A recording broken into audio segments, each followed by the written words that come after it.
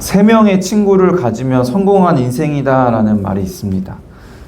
제가 20대 때는 주변에 사람이 많으니까 인생의 친구가 3명이 아니라 30명은 되겠다라고 생각을 한 적이 있었는데, 나이가 조금은 더 들어가고 또 가정도 생기고 또 사는 지역을 옮기다 보니까 주변에 만날 사람도 없어지고 또 연락도 당연히 뜸해지면서 진정한 친구의 의미에 대해서 다시 생각해 보게 되었습니다. 명심보감을 보면요, 주식 형제 천계유 금난지붕 일계무라는 말이 있습니다. 술과 밥을 먹을 때는 형제같이 친한 친구가 1000명이라도 위급하고 곤란할 때 돕는 친구는 하나도 없다라는 말입니다. 예나 지금이나 인간관계는 비슷한 것 같아요. 진정한 친구는 힘들 때 도와주고 함께 해주는 친구라는 의미인 것 같습니다. 진정한 친구라고 하면 제가 떠올리는 한 사건이 있는데요. 제 친구에 관한 일은 아니고 저희 부모님의 친구에 대한 일입니다. 저희 아버지가 2018년에 말기암 판정을 받으시고 항암 치료를 받으시다가 이제 2019년에 첫 수술을 하실 때였어요. 저희 아버지 수술이 월요일 아침 일찍 잡혀 있었는데, 제가 그때도 사역을 할 때니까 주일 사역을 마치고 집에 가서 잠을 자고 일찍 일어나서 병원을 가려고 했습니다. 어머니만 병원에 계시고 저는 일찍 가려고 했는데, 첫 수술이다 보니까 혹시 수술 중에 무슨 일이 있지는 않을까 싶기도 하고, 또 어머니 혼자 계시면은 또 마음도 힘드실 것 같아서 수술 들어가시기 전에 어머니와 같이 아버지를 뵙고 인사를 해야겠다 싶었어요. 수술이 아침 7시였는데 제가 잠을 자고 눈을 탁 떴는데 7시 5분인 거예요. 그래서 일어나자마자 얼마나 스스로가 한심하던지 한참 동안을 이불을 혼자 팡팡 찼던 기억이 있습니다.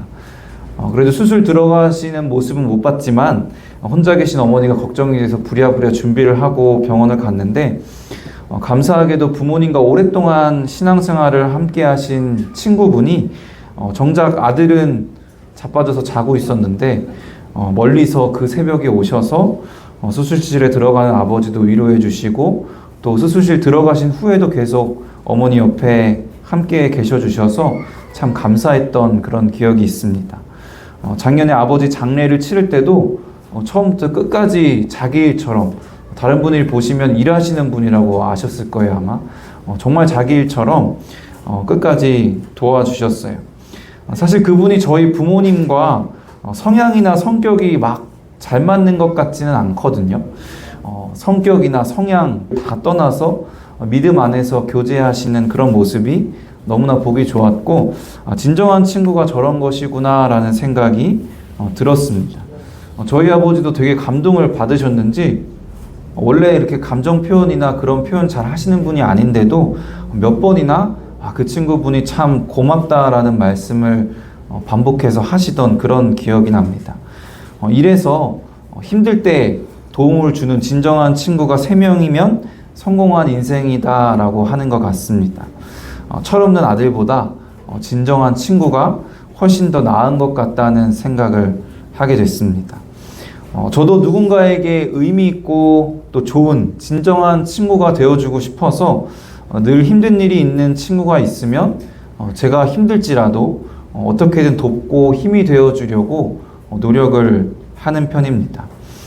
이처럼 힘들 때 친구가 진정한 친구라는 이 세상의 기준도 맞는 말인 것 같습니다. 하지만 우리는 세상의 기준에서의 진정한 친구뿐만이 아니라 성경의 기준에서의 진정한 친구가 되어야 합니다. 오늘 본문 말씀을 통해서 성경에서 보여주는 진정한 친구의 모습을 보고 성경의 기준에서, 성경에서 보여주는 진정한 친구는 무엇인지 함께 나누고자 합니다. 오늘 본문은 예수님께서 중풍병자를 치유하시는 말씀입니다. 예수님께서 병을 고치시는 장면은 사복음서에는 너무나 흔하게 많이 등장하는 장면입니다. 그런데 오늘 본문에 나타나는 치유의 장면은요, 다른 병자들을 치유하시던 장면들과 전혀 다른 독특한 특징이 있습니다. 치유에 대한 말씀을 보면은 그 장면의 주인공이 치유를 받은 사람인 경우가 많아요. 예수님과 그 치유를 받은 사람이 주요 등장인물입니다. 그런데 오늘 본문 말씀의 장면은 주요 인물이, 주인공이 치유를 받은 중풍병자가 아니라 중풍병자를 데려온 네 사람, 네 명의 친구들입니다. 중풍병자가 치유받은 기적에 대해 말씀하고 있는 부분이지만 말씀의 초점이 중풍병자가 아니라 네 친구에 있습니다. 상황은 이렇습니다. 예수님이 많은 병자들을 치유해 주시니까 소문이 난 거죠. 그래서 엄청난 인파가 예수님께로 계속 모이게 됩니다. 사람들이 너무 많이 모여서 문 앞에조차 설 자리가 없었는데 한 중풍병자를 사람들이 네 사람에게 메어서 나오게 됩니다. 그런데 인파가 너무 많으니까 예수님께로 들어갈 수조차 없게 되는 거죠. 그래서 이 사람들이 지붕 위로 올라가서 지붕을 뜯어버리고 중풍병자가 있는 병상을 예수님께로 줄로 달아내리는 그런 사건입니다. 제가 이 장면을 자세히 한번 상상을 해봤는데 저는 좀 기괴하게 느껴지더라고요. 좀 이상한 장면처럼 생각이 됐어요. 그런데 이 모습을 보시고 예수님께서는 이렇게 말씀하셨어요. 예수께서 그들의 믿음을 보시고 중풍병자에게 이르시되 작은 자여 내 죄사함을 받았느니라 하시니. 중풍병자가 죄사함을 받았습니다. 그런데 예수님께서 보신 것은 그 중풍병자가 아니라 중풍병자를 달아내린 사람들, 특별히 네 사람, 중풍병자의 친구들이었습니다. 중풍병자의 친구들을 통해서 알 수 있는 성경에서 보여주는, 성경에서 말씀하는 진정한 친구의 모습은 무엇일까요? 첫 번째로 믿음이 있는 친구입니다. 본문 5절에서 예수님께서 그들을 보셨는데 그들의 무엇을 보셨냐 하면 그들의 믿음을 보셨다라고 말씀하셨죠. 이 친구들에게 어떤 믿음이 있었냐면 이 중풍병자가 예수님께 갈 수만 있다면, 예수님을 만날 수만 있다면 예수님께서 이 친구를 반드시 치유해 주실 것이라는 것, 이 친구가 나음을 받을 것이라는 믿음이 있었습니다. 이 친구들에게 이 확실한 믿음이 없었다면 이렇게까지 행동하지는 않았을 것 같아요. 혹시 나을 수도 있지 않을까라는 마음으로 접근을 했다면 사람들이 많아서 더 이상 접근할 수 없었을 때 아쉽지만 여기까지인가 보다라고 생각하고 포기했을 수도 있습니다. 그런데 그들에게는 예수님을 만나기만 하면 이 중풍병자인 친구가 나음을 받을 것이라는 확실한 믿음이 있었기 때문에 포기하지 않았습니다. 그리고 예수님께서는 다른 것을 보신 것이 아니라 그들의 믿음을 보시고, 이 친구들의 믿음을 보시고 이 중풍병자를 고쳐주셨습니다. 두 번째로는 행함이 있는 친구입니다. 그들은 예수께로 가기만 하면 중풍병자가 나을 거라는 믿음에서 끝난 것이 아니라 그 믿음으로 중풍병자의 병상을 메고 예수께로 나아가는 결단을 했습니다.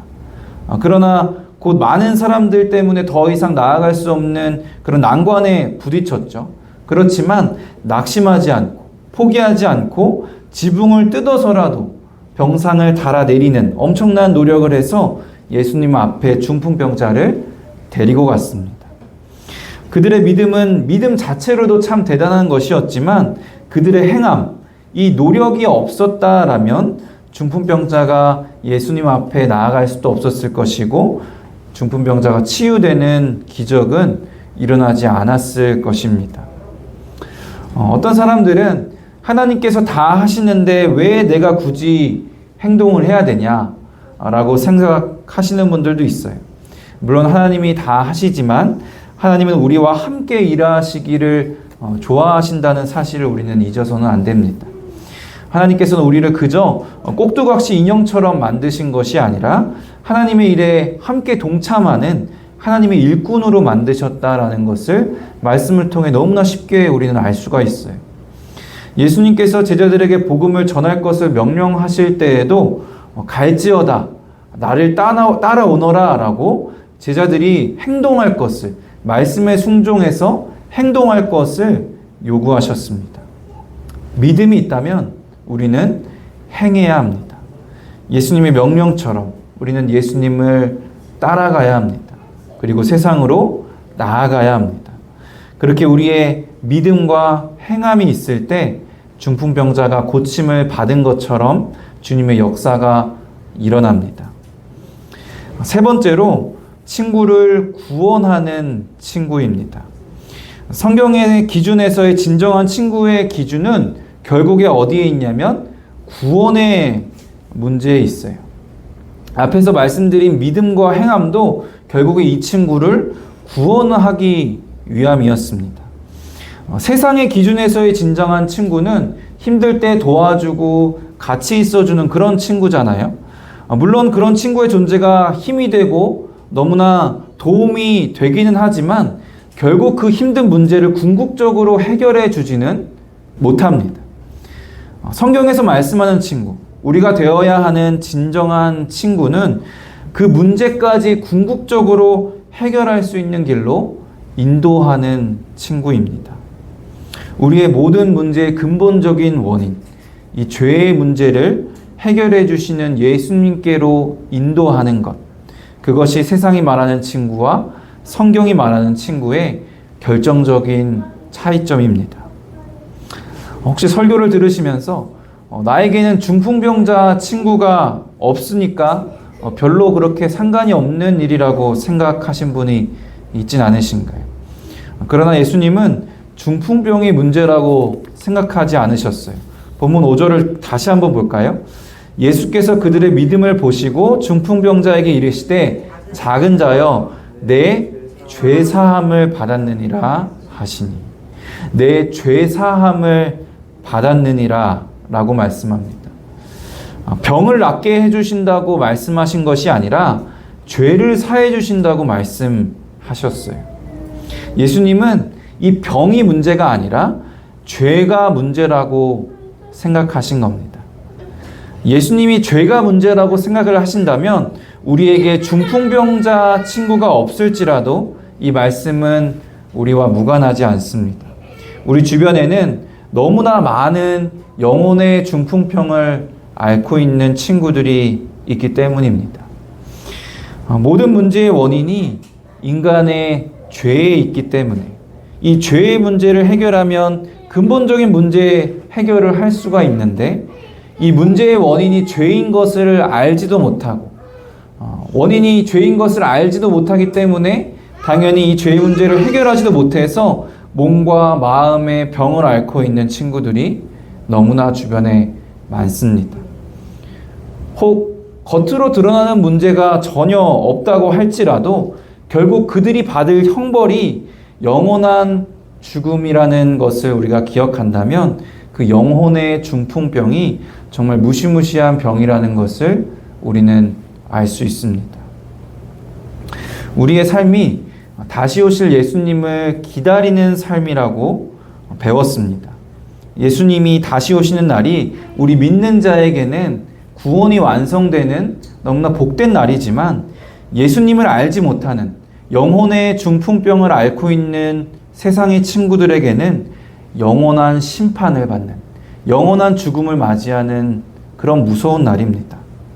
사랑하는 친구들이, 우리 주변의 사람들이 예수님을 알지 못해서 그 영원한 죽음을 맞이하게 되는 것을 그저 지켜보고만 있으시겠습니까? 우리는 세상에 있는 친구들의 진정한 친구가 되어 주어야 합니다. 먼저 우리에게 믿음이 확실히 있는지를 돌아봤으면 좋겠어요.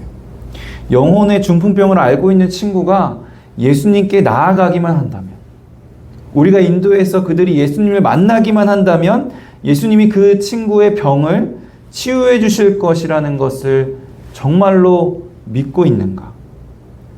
당연히 진짜 몸에 질병이 낫고 모든 일이 잘 풀린다는 의미가 아니라 죄의 문제를 해결해 주시고 그 친구가 구원을 받을 것이라는 것을 우리가 믿고 있는가? 그리고 정말로 우리의 문제의 원인이 죄에 있고 그 죄의 문제가 예수 그리스도로 인해서 해결되면 우리의 문제가 근본적으로 해결되는 것이라는 것을 우리가 정말로 믿고 있는가?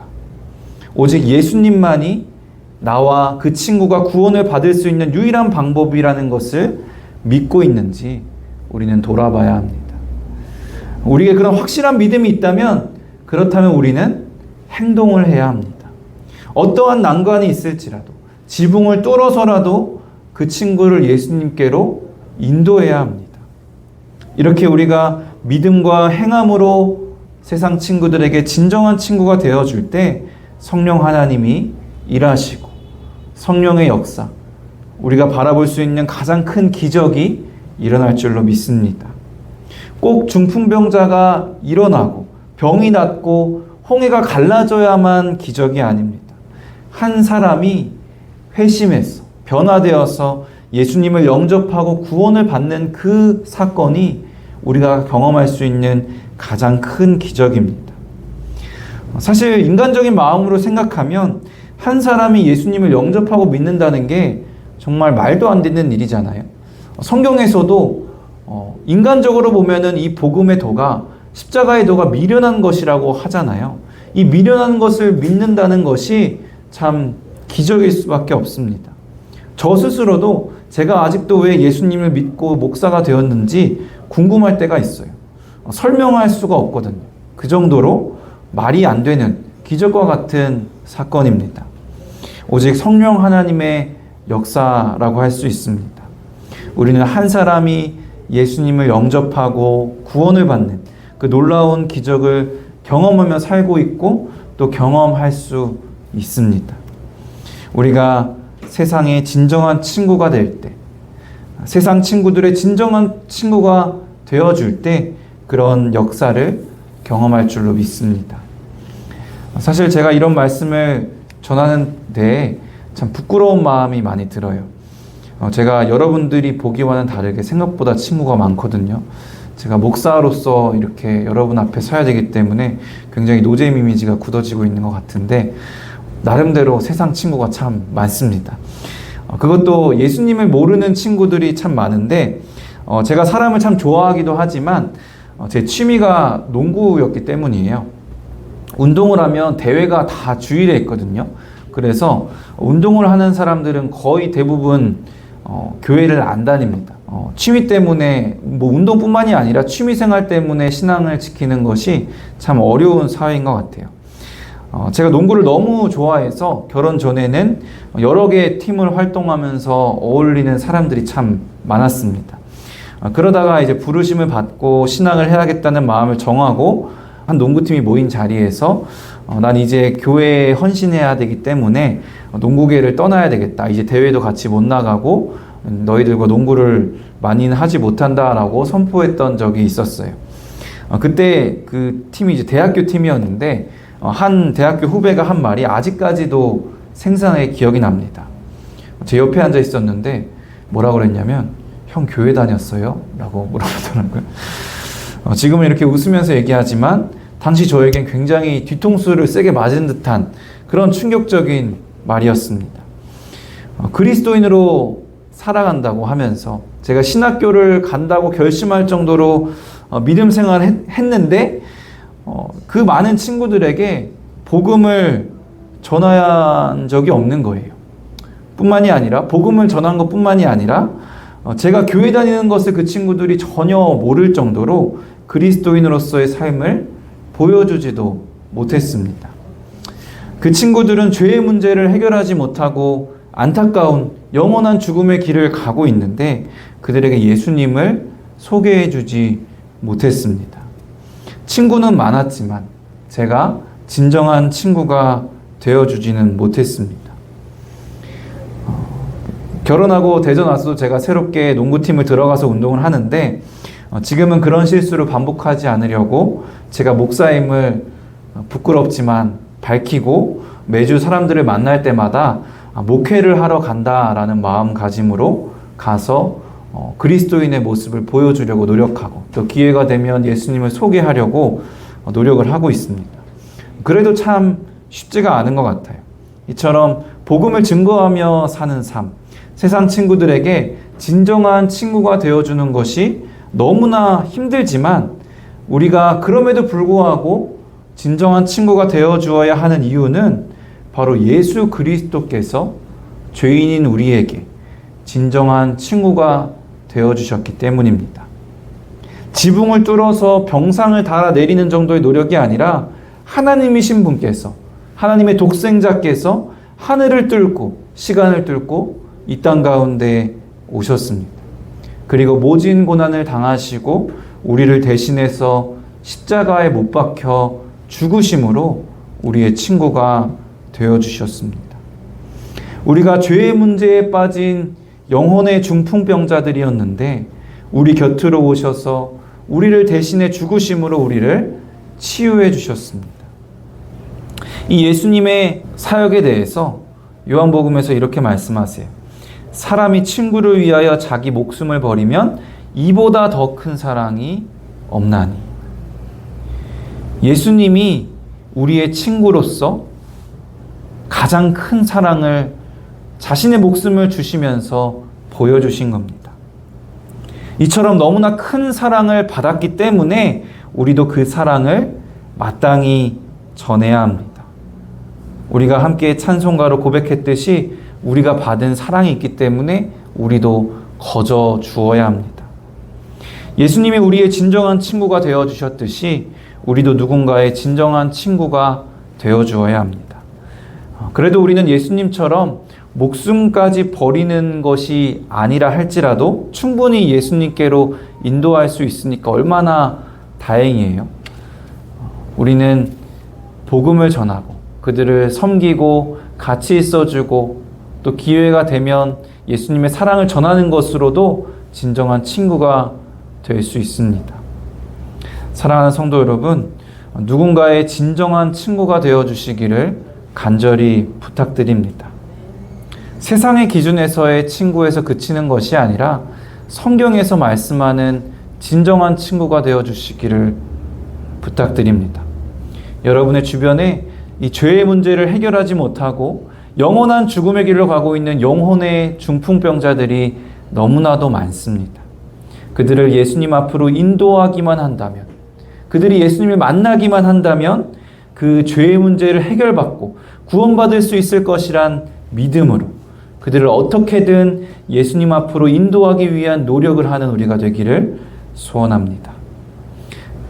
예수님께서 우리의 그 믿음을 보시고 우리의 그 행함을 보시고 그들을 구원하고자 하는 우리의 마음을 보시고 우리의 친구들을 구원해 주시는 주님의 역사가 일어나기를 간절히 소원합니다.